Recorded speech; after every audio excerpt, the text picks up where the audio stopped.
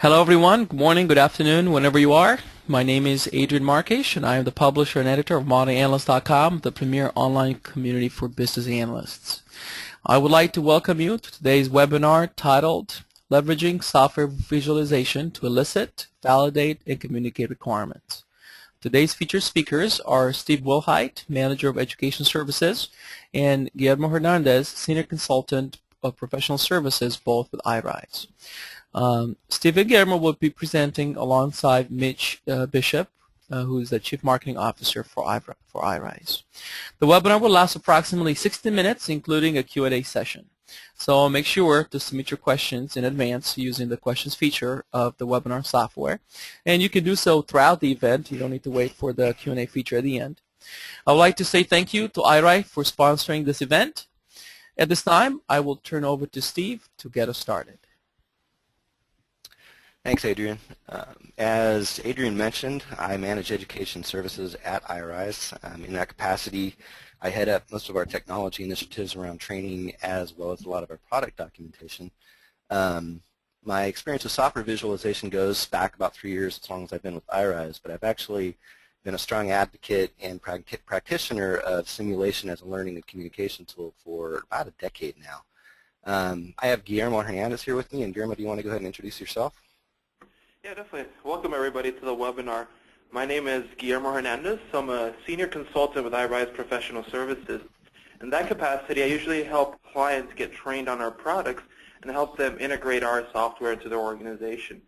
Now, in my previous life, I come from a business analysis background. I used to breathe and live BRDs, PRDs, and all of those exciting and challenging aspects of being a business analyst. So I worked as a BA for the oil and gas industry, and then as a product manager in San Jose, California for a very large online auction and shopping site. And so as a BA, that's what led me to software visualization. And I really hope that with today's webinar, you're able to get a glimpse into the many benefits of modeling and visualizing software. And I look forward to some exciting questions at the end, so thank you very much. Thanks, Guillermo. I also wanted to mention that Guillermo is joining us from New York today, and I'm in Los Angeles, something that will be especially relevant when we do the product demo a little bit later. So let's go ahead and get started. Quick overview of what we're going to be covering today. Obviously, we want to talk about what software visualization is. We'll spend a little bit of time on that. From a BA perspective, why should we care about visualizing requirements? Then Guillermo will take over for a while and talk about how visualization works. And that will focus in a little bit on our product. That's what we're most familiar with. I'll talk a little bit about visualization methods and how difficult or easy they are to learn. And then Guillermo will take over again and talk about visualization methods on projects, how and when they're actually applied. After that, we'll do a quick platform demo visualization, so it'll show you iRise in action. And we'll end up the hour with a Q&A session that Mitch will actually be moderating, and hopefully we'll be able to get to as many questions as possible during that time. So let's go ahead and get started. Hey, Steve. Yes. Again, Jason here. I don't think I can see your slides on the webinar. Thank you. Make sure that they're showing anything, but yep, now we got them. Perfect. Great. Thank you. All you missed there was the bulleted list of what we're going to cover. All right, so what is software visualization? I'm going to open up here today with something that we do in our training classes a lot when we actually do client training on site. This is a warm-up exercise. I'm not going to do it with you. I'm just going to kind of walk you through it. But the way it works is we'll have one person in the class be kind of a guinea pig, and that person will be asked to be our modeler. They'll actually be asked to face away from or in some way hide the projected image that you see on your screen now. And the rest of the class is asked to be the project stakeholders. And what they'll be asked to do is describe what they see on the screen so that the person, so our modeler, can actually draw it. Really interesting results we get from that. As you can imagine with this diagram, it usually goes pretty smoothly. The person doesn't have much of a problem drawing what they see, and the stakeholders have very little difficulty describing the image. But then we shift over to this image, and as you can imagine, this one's a little bit more difficult. However, the interesting thing is even though it takes a little bit more time, a little bit more back and forth, they still come pretty close to the actual image that you see on the screen here. And when we debrief that exercise, there's a couple of takeaways from it. One, obviously, as the complexity of something increases, it becomes more difficult to describe verbally. And But the other thing, that probably more important than that, is that as long as there is feedback, as long as the stakeholders can see the diagram taking shape in front of them, they can react to that, provide better feedback, provide better instructions on how to actually draw that diagram, and then the modeler actually is able to come pretty close to the specs for that drawing. Go ahead and move forward. About 10 years ago, I was introduced by a gentleman named Barry Richmond to systems thinking, which, if you're not familiar with it, is basically an approach to problem solving that looks at problems systemically. And what you're looking at here is a model for communication and learning that he developed. I'm just going to do a quick rapid-fire walkthrough of this so you can see how this maps to what software visualization is all about. The inflow of this model are what I would see as the requirements, the high-level requirements for the application that needs to be developed. From that point, then our modeler would actually develop kind of a high-level scenario of what that model is supposed to look like, and then go quickly from that into actually visualizing, simulating what that interface, what that application's functional requirements are going to look like. The most important part about this model is this, the feedback loops. The iterations that take place during this process here between the simulation and then the stakeholders actually seeing that simulation, being able to provide feedback on it, gets closer to a point where you can actually make decisions and get sign-off on those requirements. And then the end of this model, the outflow of it, is the communication. And this obviously is sending off the artifacts to the downstream consumers, the development teams, the QA, testing team, trainers, anybody else who's involved in the actual deployment. So I was fascinated by how closely this model maps to the visualization paradigm that we use. And this is kind of a simplified model. Rapid iterations up front means fewer high-cost iterations after the application goes into development. We've all been on projects where once the application goes into development and then it goes back to the stakeholders to review, it comes not even close to what the original vision for that application was. Then you end up with those high-cost iterations because the project is already gone to code. Hey, Steve, this is Adrian. Yes. A couple folks are saying they can hear as well. Can you speak up a little bit, or the volume, Yes. if that's possible? Yes, I will. Okay, and that's where visualization comes in. Visualization provides stakeholders the visual representation of the requirements instead of what we're used to, a lot of text, spreadsheets, that sort of thing. The result is the ability to build consensus and reach agreement quickly and get those tighter feedback loops that we looked at a second ago. And interestingly enough, not only what we do want in that application, but also some of the things that we don't want. It helps you define the scope for that project much more quickly and easily. Came across this quote a little while ago. I'm not going to read it to you, but what I think is really interesting about this quote is the source. It's actually from a case study I found that was written 15 years ago. And the takeaway from this for me is that the benefits of rapid prototyping have been known for quite some time, at least a decade and a half here, kind of the infancy of the internet. But even more importantly, what's changed since then is that the tools used to build rapid prototypes have become so much easier for a business analyst to actually build simulations than what used to be done 15 years ago. All right, shift over to another topic here, which is why should business analysts care. There's a lot of text on this page. I'm not going to read all of it, but business is changing, as all of us know. I came across a report this morning, actually, that covered a lot of the topics that we're covering here in terms of what the pressure is on businesses, the increased complexity and what that results in, and then also the increased pressures to accelerate the time to market, shift to more innovation, more pressure to be innovative in application development, and then still, as always, to do it at the lowest possible cost. And yet, in the last 30 years, very little has changed in the way that applications are defined and the requirements are defined. There are a couple of issues as far as the business problem here. One is that business stakeholders don't know what they see or what they want until they actually see and interact with it. First time they actually see the new business system is after it's been coded and tested, making changes to it that much more expensive and can also cause serious delays. The second issue is that the artifacts used to define complex business software, they're incredibly hard to understand. We've all experienced a stakeholder review meeting where everyone is sitting around in the conference room trying to interpret and understand a 500-page functional spec document. At the end of the process, the business signs off on the spec, pretty much in frustration, just taking the attitude, I'll know it when I see it.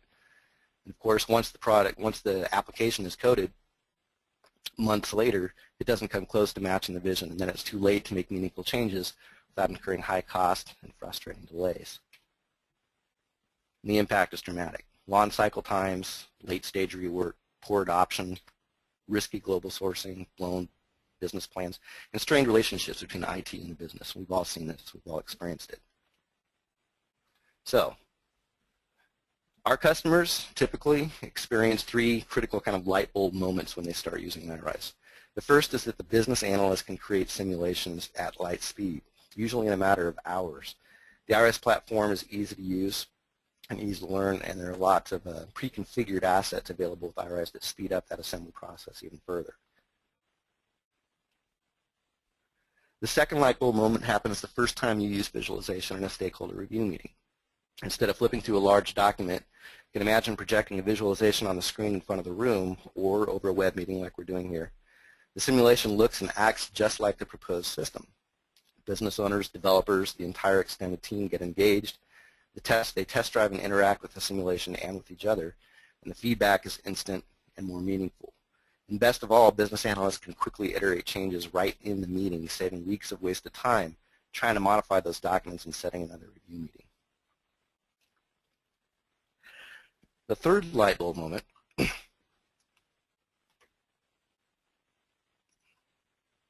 happens when a business realizes that visualization drives a fundamental transformation in how the business and IT can communicate and collaborate.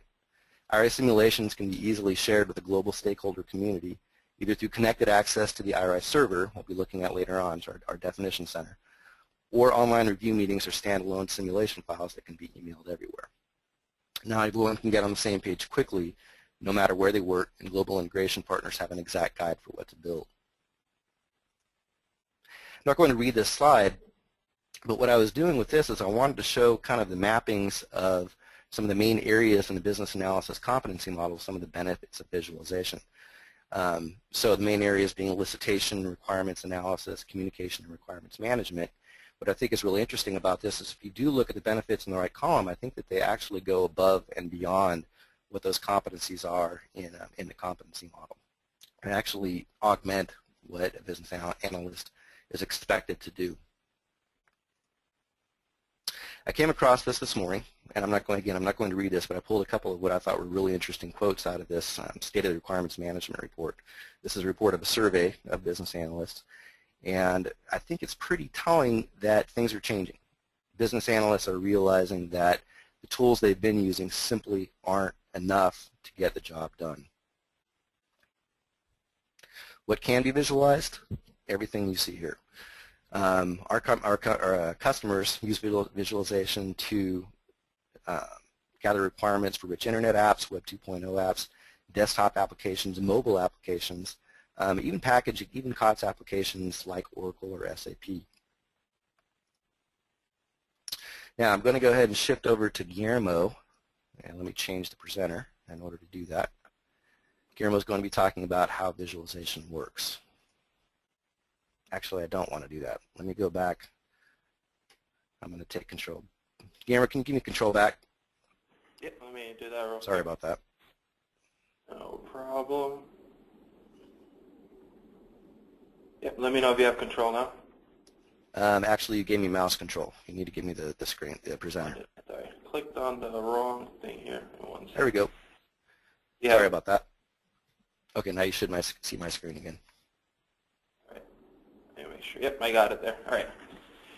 All right, so this next topic here, we're going to talk about how visualization actually works. And I'm going to take you through two different areas. I'm first going to provide you a quick overview of the iRise Enterprise Visualization Platform, so you become familiar with our product architecture. And then after that, I'm going to take you through some of the key concepts that you're going to run across as you begin modeling or simulating your application.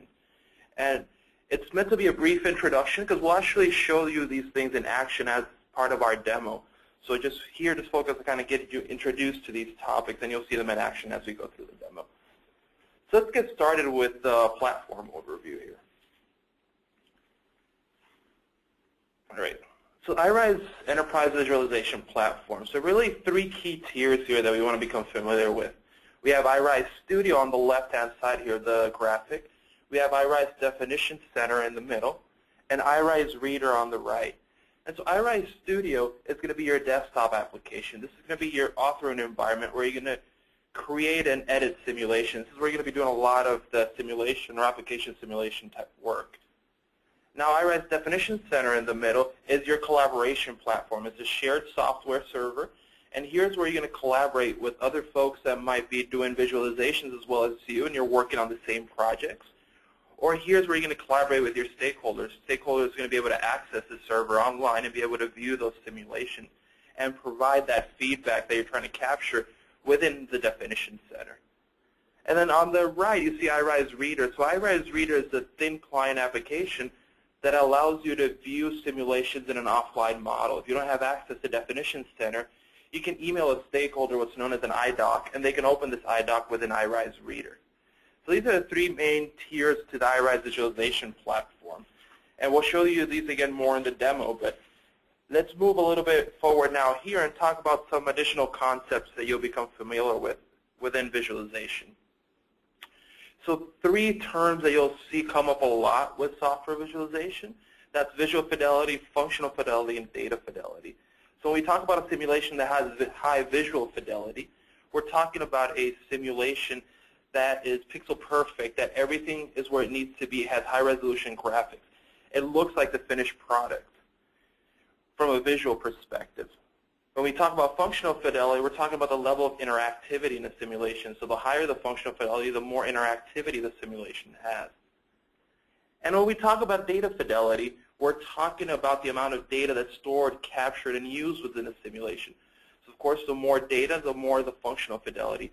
But you can see how these multiple layers are coming together to render the visualization. And they'll vary across projects. So you have some projects that have higher visual fidelity, for example, but maybe medium functional and data fidelity. And it's really, the key here is to not over-simulate, to basically simulate to a level that's appropriate for that project, the level of fidelity that's appropriate. And you'll become more familiar with that as you grow, and as you start using software visualization, you'll be able to gauge that well and determine the level of fidelity that is appropriate. So now let's move on into some of the key concepts you're going to run into as you're doing visualization. So within iRise, the first thing you're going to run into are scenarios. And so scenarios basically allow you to map application flows easily by dragging and dropping pages, decision points, and clouds onto a canvas and then linking these together to show conceptual flows. So you're basically looking at the steps that a user is going to take to accomplish a task or a goal. And this is the key part of starting any visualization project, is trying to understand what are the tasks or goals that a user is going to have when they interact with your application, and then defining these as scenarios and connecting the flows together with individual pages and decisions. So once you've started with this fundamental step, then you'll move on to what's known as application modeling. And so what we're doing here is that we're taking those individual pages that we laid out in the scenario, and we're actually going to start building those pages. iRise provides a set of predefined widgets, which you see on the bottom of the slide here, that you can drag and drop onto the page and quickly create the simulation or quickly create the functionality that is required from that application. And you can combine these widgets to make more complex and more rich and interactive behavior. All right, and moving on, as we talk about some of these interactive behaviors, there are some aspects of an application that we might not be able to model visually, and we still need text requirements for those key areas. And so the beauty of iRise is you can actually capture the text requirements alongside the screens of the visualization by going into what's known as document view. And you'll see this in the demo as we go through it. But here in the document view, we can capture all your text-based requirements, and then we can associate them to individual widgets on a page. So it makes that communication a lot more clear. We know exactly what that requirement is referring to. All right. Next, we'll talk about data. And so one of the benefits of software visualization is that you can introduce data into these visualizations. You can make the visualization more immersive, more functional, and more like the actual finished product. And you do this by what's known as data sheets within iRise. So data sheets are very similar to what you're used to with standard spreadsheets. We have rows, we have columns, but within iRise, we have the extra power of actually being able to insert, delete this data on the fly as the simulation is being run. And so here you'll see an example here, and we'll show it to you on the demo. There's some basic rows and columns where we're entering our data, and then we're going to actually be using this in our application simulation, extract data from there, and show a visualization that's very interactive and close to the finished product. One key thing to note there too is that also data can be imported or exported from a CSV file. So if you can open up a spreadsheet in Excel, you can import and export data into iRise with Excel. All right. Next topic here, masters and templates. So you'll see these a lot within software visualization within iRise. And these are the things that are going to help you create those pages faster. These are reusable assets. And so one of the things that we want to be doing as we're creating these visualizations is creating some reusable assets that we can use across pages or across projects. And this will definitely speed up the visualization. And I'll show you these more as we go into the demo. I won't go into a lot of detail on here. Just know that the reusable assets are definitely going to help you speed up that visualization. And they're going to help you be consistent across your individual pages within your projects. All right. And last but not least, we have stakeholder review. Now here's where you're going to see a lot of the power of iRise, some of those light bulb effects that Steve was mentioning. Stakeholder reviews allow you to collaborate with stakeholders either online via definition center or offline via iDocs, and allow you to get feedback on those simulations. You can capture that feedback. You can associate it with widgets on the page, and so you have a really good way of enhancing that collaboration and capturing and tracking all the feedback that you're getting on the simulation. And again, this could be done either online or offline by stakeholders and reviewers, and you'll see some of this as we go through the demo. All right, so that's a quick overview that we have. I'll pass it on now back to Steve. We'll talk to you a little bit about visualization and how hard is it to learn. So Steve, take it away. Thanks, Guillermo. As in my role at iRise, obviously this topic is near and dear to my heart. And what I have found over the time in learning iRise myself, first I should say that before I started working at iRise, I had no exposure to the product at all. And my process of learning it actually went very smoothly. Didn't take me that long to master the basics. And within a few months, I would say I was doing some pretty advanced things with simulations. And if I can do it, I guarantee that pretty much anybody can do it. It does require visualization itself, I would say, a different way of looking at requirements definition. For one thing, you really need to keep the user in mind. User needs are one of the keys. And if you can get past that hurdle, that's you're halfway there in terms of visualization. Another key is involving everyone, collaboration. By everyone, I mean UX, QA, development, documentation, and training, not just your business stakeholders. The more people you involve in the project, the more effective visualization is going to be. The other is that, or a third key aspect of this is simplicity. Simulate only what you need to. There's two elements of this. One is resisting the temptation to visualize everything. Just like any other shiny new tool that you get your hands on, there's temptation to try to use every element of it. Key here is that if you do simulate just what you need to, you're not only benefiting yourself, taking some pressure off yourself, you're also making it easier for your stakeholders. You're allowing them to focus in on what you're trying to get feedback on instead of giving them a lot of things to click and play around with that distract them. Fourth thing here is reusability. Reuse everything. You should always be thinking about, as you're creating visualizations, what can I reuse in a later project in this? And the last thing here is agility. Iterate often. The idea here is that, and what iRise enables, is the ability to make rapid changes, quick changes, and then collaboration, simplicity, reusability, all of those things lend themselves to this. One thing I want to point out here is that these are different ways of thinking, but there are also some of the benefits of visualization. When you master these things, I think that it does improve your practice as a business analyst. The last thing I want to point out here is that the basic traditional skills that you guys are doing every day, those still apply just as much with visualization as they do with traditional requirements gathering methods. The mechanics are also reasonably easy to learn. A scenario ideation we're going to be showing you a little bit later is drop dead easy, and there's some side benefits to that which we'll get into during the demo. As far as building pages and adding UI components to your page, it's basically a drag and drop process. If you can do that, you can assemble a simple page. Common interactions, things like page navigation, drop-down menus, simple data flow, also very easy to do, something that usually our users master within their first week with the product. More advanced interactions do take some persistence to master, but the thing to think about there is the payoff is huge. Stakeholder commitment to your projects, accumulation of reusable assets, and that last point is especially key because as you develop those reusable assets, that in itself lends to project acceleration. So it's kind of a win-win situation with that. And that's pretty much it. We'll talk a little bit more about kind of some learning approaches a bit later. Right now I do want to hand it back over to Guillermo again, who's going to walk us some when visualization is applied on projects. Guillermo? All right, guys. Thank you, Steve. So now when is visualization applied to projects? Well, we're talking a little bit here about just methodology and process, something very high level and basic because we could definitely spend a lot of time talking about this.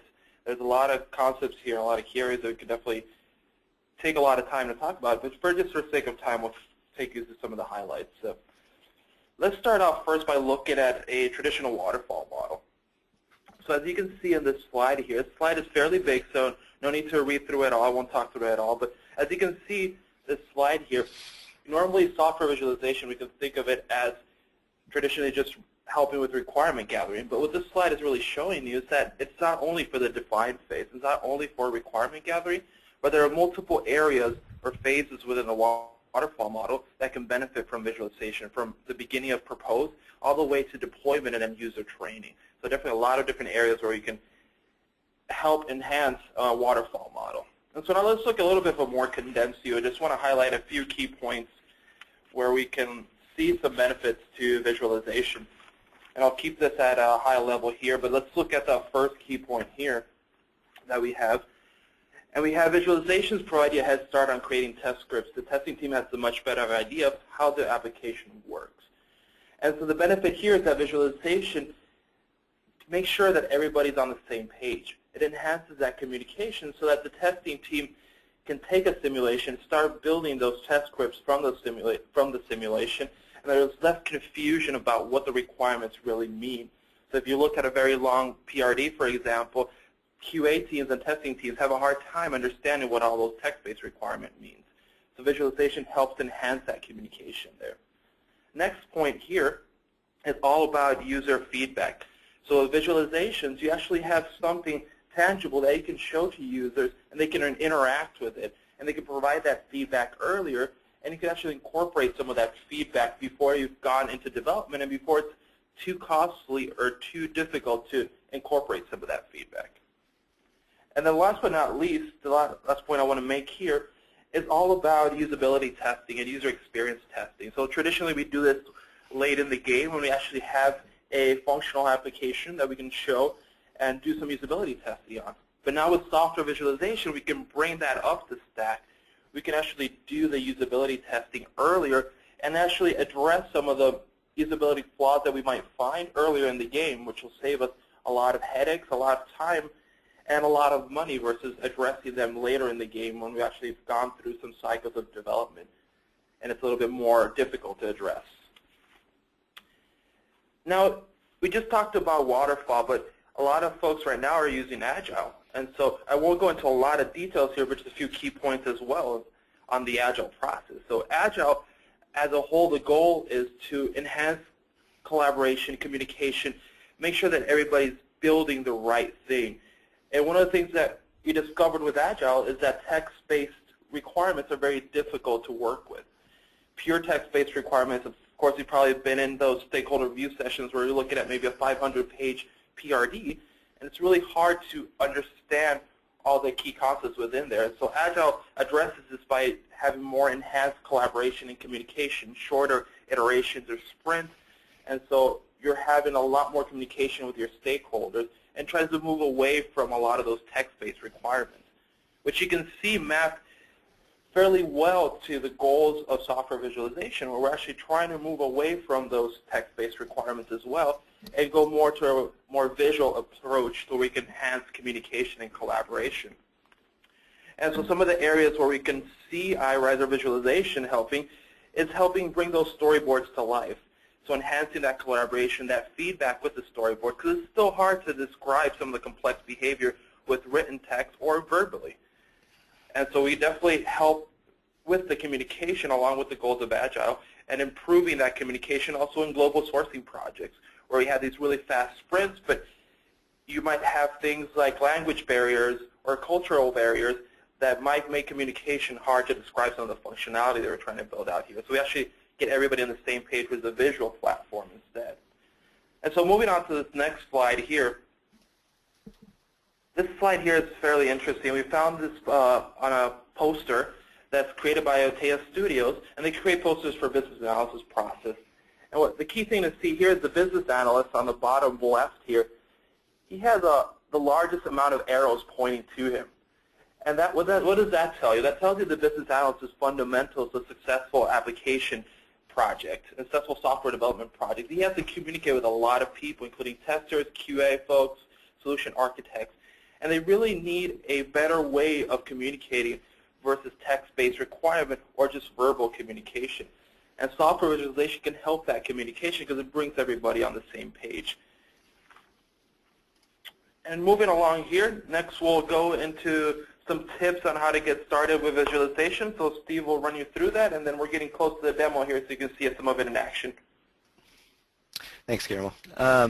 Three main things that I wanted to point out here, just kind of some high-level ideas.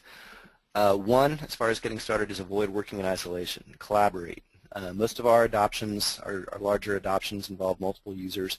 What we see our most successful clients doing is developing communities of practice or centers of excellence and working together with other users pretty extensively, and that helps a lot. Obviously, the other element of this is communicating and setting clear expectations with your stakeholders about what visualization is all about. Don't over-simulate. I already talked about this, but this is huge because not only does it make the process easier, it takes a lot of pressure off the business analyst.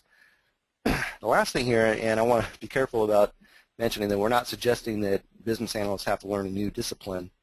What we are talking about is that once you move into visualization from text-based requirements, it is important to have some kind of basic understanding of some design principles. And when you're collaborating with design teams, with UX professionals or interaction designers, it helps to have some of that common language when you're working with them and actually building your simulations. So in summary, and I'm not going to read through all of this, just wanted to kind of give you a visual representation of what we've covered today. There's four main sort of areas of visualization that are important. One is collaboration and requirements in context, which is huge, especially with iRise, being able to actually create requirements in the context of the visualized pages and functionality. Simulation, we're talking about dynamic UIs, not static wireframes, not text. Everything is dynamic, common interactions you can visualize, real data interactions, that's part of it, that's key. And then last but not least, reusability. iRise really facilitates the development of asset libraries. Style definitions is not something we talked about, but the ability to create kind of reusable styles for common formatting that you use across multiple projects or multiple pages. Masters and templates we'll get into here in a bit. And then portable output, the ability to create artifacts that can be used and consumed in numerous different ways. And we'll get into that with the demo as well. So with that, we're doing okay on time. We're going to go ahead and launch into our demonstration. A few things we're going to cover here. Scenario, talking about a little bit about high-level requirements. We'll talk about reusable assets. And then functional requirements using the application modeling. A little bit about project review and feedback, and then project deliverables. So a little bit ambitious, but it should go pretty quickly. Oops. All right, so let me switch over to my application. I'll give it a second to go over, but you should be able to see at this point iRise Studio. And what you're looking at right now is the scenario whiteboard in iRise Studio. The main area is the workspace that we'll be building out, a very basic simulation, our very basic scenario. Our goal here, and you can imagine I'm sitting in a review session with a group of stakeholders, We're being asked to map a high-level scenario flow for an application. And the goal here is we want the scenario to represent the user logging into their accounts in our SimMake customer-facing application. So what I'll do is actually take a template that we predefined and drag that to the whiteboard in order to create a page. And I'll call that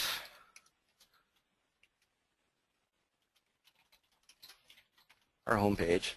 The beauty of this, I'm going to go into this very quickly. If I drill down into that page, because this is developed or built from a template, it already has some of the components that we would expect.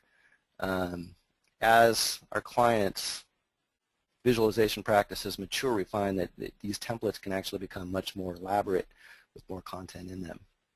So going back to the scenario, I'm going to add a decision.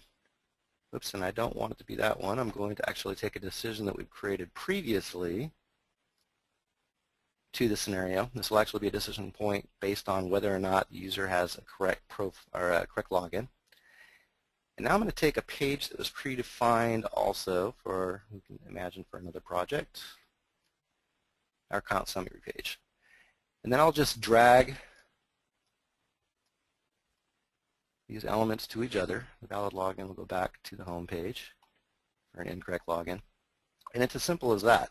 These are actual pages now that we can actually build out functional requirements in those pages. The decision we'll see when Guillermo starts up already has some business logic built into it. And what I can do is also add some high-level requirements in what's called document view in iRise Studio. So we can say like user will enter credentials and log into customer portal. And the other element of adding requirements into document views, you can actually associate them with specific components. And in this case, your scenario is you'll see when Guillermo demonstrates pages, you can also associate them with actual content on the page. So at this point, and one thing I do want to point out here is I'm actually working in a project on our definition center, which Guillermo is actually doing simultaneously from New York. So I'm going to switch over to Guillermo right now, and he'll take the next part of the demonstration. All right. Yep, and you should all be able to see my screen now. Steve, can you confirm that you can see my screen? Yes, I can. All right, so we're good to go. So as Steve mentioned, he's working in LA, I'm in New York. We're both connected to the Definition Center, and here in real time I was able to see all the changes that Steve was making. I was able to see everything that he added to the project. So it's really, Definition Center is a great platform for that collaborative aspect when you have multiple people working on the same project. So I'll take it off where Steve left off. And so we have this basic scenario built out, which is our first step, right? And now we're going to look into more of the application modeling. I'll show you some things within Studio here that we can do. So let's go into our home page that Steve created. So you can see this was based on a template here. I have some predefined masters that I'm going to be using to create this home page. So I'm going to look at some of these here. I'm going to look at my left nav, which is going to be my left navigation master here. And so basically this is a reusable component that I'm going to use to create that page. But what I want to look into here first is I want to put into here some functional requirements around this as well, kind of following what Steve was putting in there. And so here you can see that I can look into this individual master component here. I can add some functional requirements just like Steve told you. And then here, since I'm not in a scenario, I'm actually in a master, I'm actually within one of the iRise components. I can actually associate it to individual widgets on that. So you can see there how I can associate username text input field shall allow a user to enter a maximum of 20 characters. So that's one of our requirements. I can associate that to the username field. I could do the same with this other requirement and associate it to the password field. And so what this allows you to make it really clear exactly what the requirement is referring to, because you can see the correlation between the letter up here and the letter on the right-hand side of the text-based requirement. So let's go back to our simulation view, and this is where we're actually going to be building out the simulation. And I'm going to delete some of this stuff here just to show you real quick how you build some of this stuff within iRise. So I'm going to delete it. I'm actually just going to rebuild that really quick here just to show you some key basic steps within iRise. So I'm going to drag what's known as a form onto the page. See how I just drag and drop it onto the canvas? And a form is just like the word says. The form is meant to capture data from the user. So within here, I'm going to type in username by double-clicking. And this is what's known as a text widget. I'm going to bring in here some fields. I'm going to bring in here the first field here. I'm going to change the size of it. And I have a username field. Now I'm going to do the same thing for password. I'm going to type another text widget by double-clicking. And I'm going to drag and drop my password field onto here. And again, I'm going to make it the same size as the previous one. So I'm going to make it 100 in width here. And so you can see here how I quickly put together a user login form where we can capture a username and password and use that information to make the simulation very interactive. So quickly here, I'm going to show you how to capture that data. So what you see here is a clipboard. So clipboard are one of the data concepts you have within iRise where you can capture data from a simulation. So I'm going to click and drag the username field onto the clipboard. Click on Send Data. And I'm going to call this username because that's what we're capturing from this input field here. Same for password. I'm going to do exactly the same thing. Just drag and drop. I'm going to call it password. So what we've done here is we've mapped the data from our form here to the clipboard. So we actually captured that data. And you can see how this is all just drag and drop. It's very easy to create interactive behavior within iRise and software visualization platform. So I'm going to do the next steps here pretty quickly here just to get through them, and I'll show you some of the decision.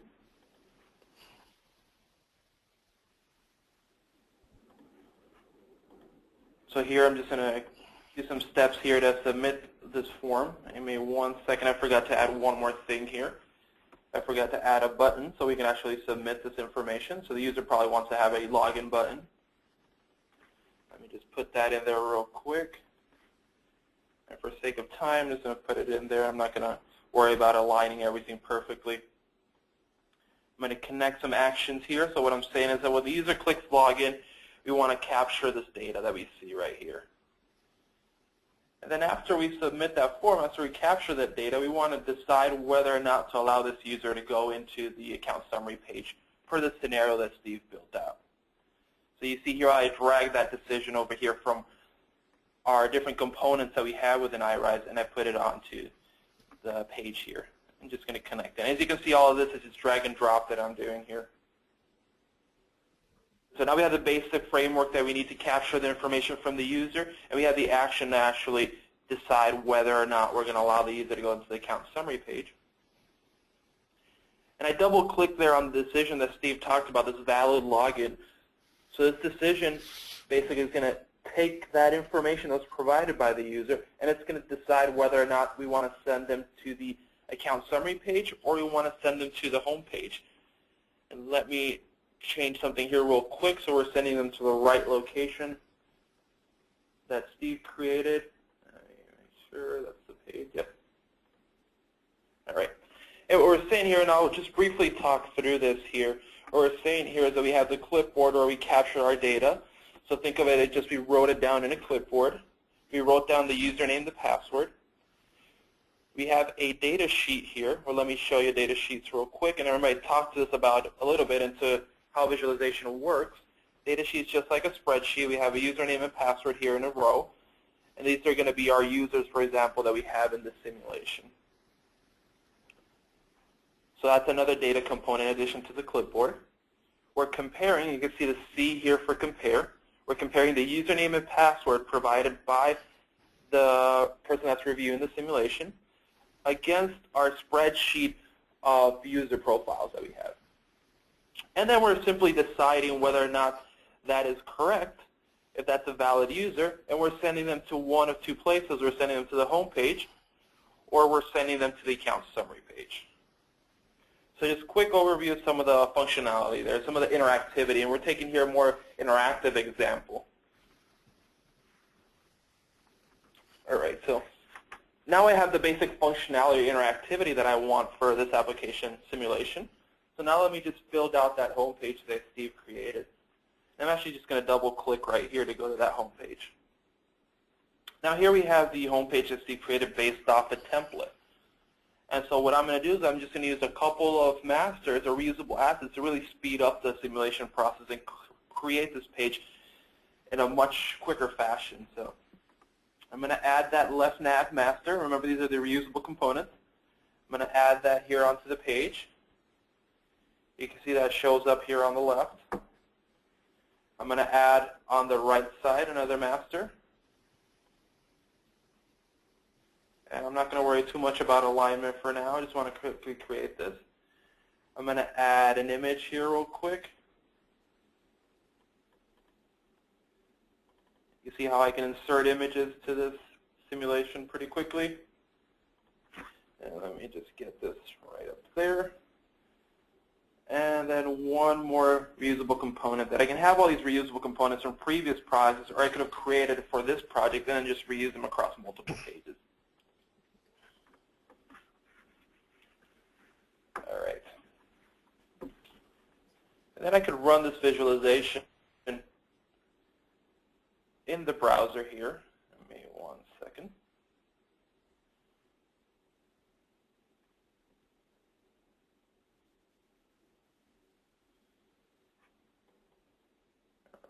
Yep, and you can see the visualization there. And now for sake of time here, I know we got a couple more minutes. We definitely want to make sure we leave some time for Q&A. So I'm not going to test the actual typing in the username and password, but I want to show you some of the collaboration aspects of it. So Steve is going to play the part of our stakeholder reviewer here. And so Steve is going to review this simulation. Steve, you want to review it in Definition Center, or would you prefer that I send you an email with the link? Why don't you go ahead and send me the link? All right, let's do that. So I'm going to send him a link to the current page. Oh, actually, hang on. No, I'll just go into Definition Center, Guillermo. I just realized that my email isn't up, so. Okay, perfect then. All right, so go ahead and give me control. Let me give you control really quick here. Give me 1 second. All right, Steve, you should be good to go. Okay. You just gave me mouse control again. Can you give me the make me a presenter? Let me see. Go to webinar. Must be playing tricks on me. I clicked on it. There we go. You got it? Okay. All right, I've got it.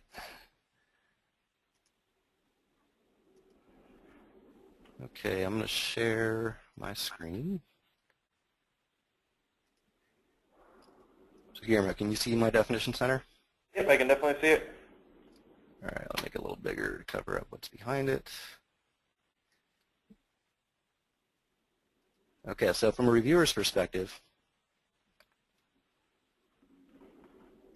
I can see the projects that I have access to, and this is the one that Guillermo's working on. I can launch into the simulation from the Definition Center, and it's going to open up in the Reader application that Guillermo was talking about previously. And here is the count page.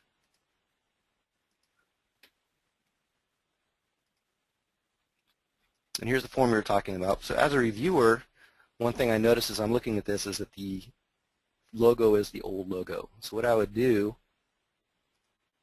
is add a comment. Use new logo. The nice thing about this is I can associate that with the specific content. Save that.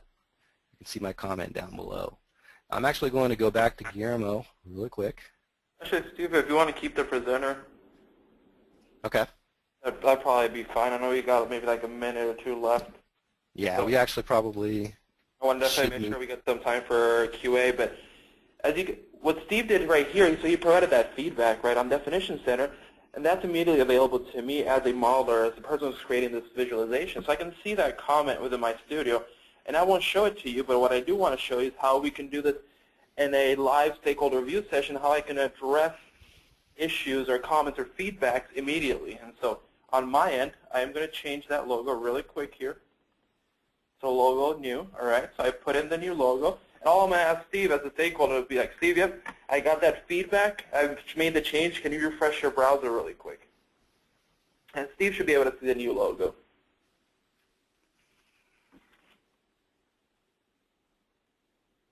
And there it is. And as the reviewer, I might go ahead and close that comment, disposition it, indicating that that change has been made. Thanks, Guillermo. All right, so that does take us beyond where we really wanted to be with our demo, and unfortunately not as much time for Q&A as we wanted, but I'm going to ask Mitch to go ahead and step in and go ahead and throw out some of the questions that you guys have been asking over the course of the presentation. Great, thanks Steve and Guillermo, great job. We have been getting a bunch of questions. I've answered a few of them online, but there's actually a few questions that are fitting into a common theme here that maybe you guys can comment on, and that is, how do BAs fit visualization into a model where there's both user experience professionals and BAs involved in defining applications? What are some of the best practices there? Guillermo, do you want to take that one? Yep, and Mitch, can you repeat that real quick? Sorry, my phone is breaking up here. Oh yeah, no worries. There's a bunch of questions that related to how UX folks and BAs work together, and what are some best practices there around who owns the visualization, who owns, in effect, iRise, or does anybody own it, or is it a collaboration? Okay. So yeah, definitely. It is, and it varies depending on the different organizations, but in general, it is a collaborative effort. The beauty of iRise is it allows you to communicate easily and collaborate with those user experience folks. So if you have user experience interaction designers that are really looking at some of the interactive components of it, your BA could be your modeler, the person that is actually creating the visualization, but use iRise as the platform to really communicate with those UX, those interaction designers, to build out the functionality and really get them, treat them as a stakeholder in order to validate that functionality. And it can be done really quickly, as you saw when Steve and I did this, that we can have review sessions online, and we can schedule an hour, and I can meet with that UX person or that UX team and show them the interactive behavior that we're creating based on the input that they're providing, and then address any feedback or any concerns or comments that they might have. If it's pretty quick, I can do that on the fly, as we did with Steve, and that's really a lot of the power of visualization, is that they can look at that and be, yep, that's exactly what I wanted, or be like, no, that's not really the user experience that we're looking for, and we can address that feedback pretty quickly. Great. Can you guys talk a little bit more about reusable definition assets and give some examples? Sure, I can take that one, Guillermo.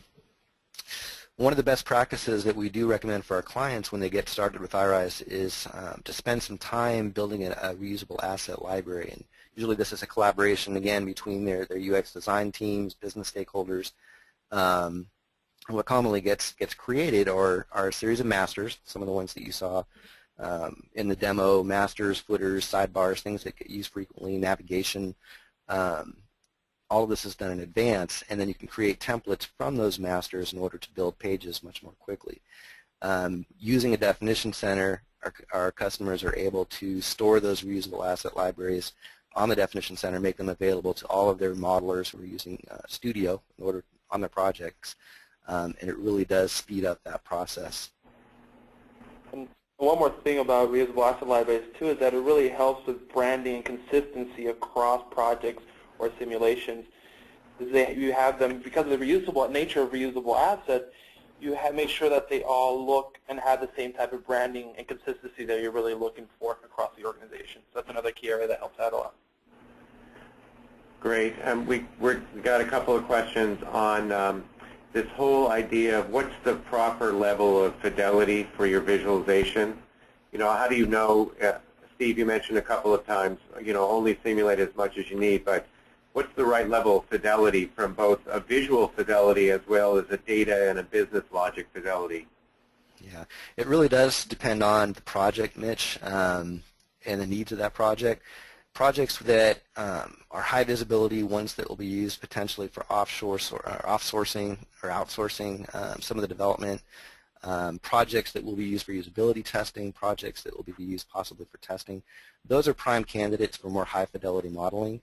Also depends on the phase of the project. Sometimes in the early stages it makes sense just to get some basic layouts done, a lower fidelity model, and then take that to a higher level of fidelity as the project goes through the different phases of requirements gathering and analysis. But the big thing I think is how that project is going to be consumed, or how the visualization is going to be consumed downstream. Great. Another set of questions. Can you guys, at the next level of detail, talk about the artifacts that are generated from iRise, not just the visualization itself, but the functional spec and what that looks like? Yes, there's three primary artifacts that you can output from iRise. One, and the most frequently used, is an iDoc. An iDoc is a standalone file that contains all of the project information and can actually be run. It's a simulation that can be run in iRise Reader.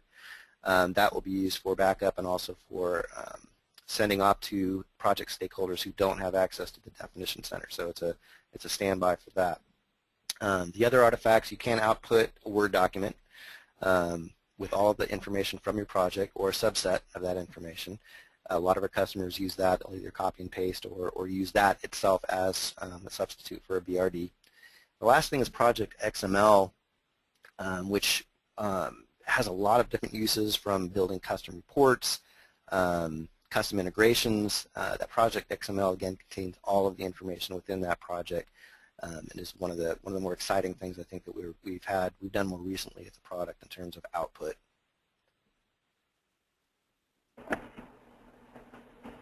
Great. Getting some other questions here are maybe some more detailed questions about the product. The comments panel that you guys showed, are comments searchable or exportable in any way? Yes, actually you can export the comments into a CSV file, so you can store those outside of the project. Very easy process to do that, and it can be done either from the reader, from the definition center, or it can be done from within Studio. Got it. Got a couple of questions about the type of projects that you can use visualization on. We covered it a little bit earlier, but iRise does support mobile applications, and there are a couple of free, predefined, pre-assembled mobile templates, if you will, available from our website for the iPhone and BlackBerry. But maybe you guys could comment about other kinds of applications, like how would you use iRise on a desktop application or an SAP project? Guillermo, do you want to take that one?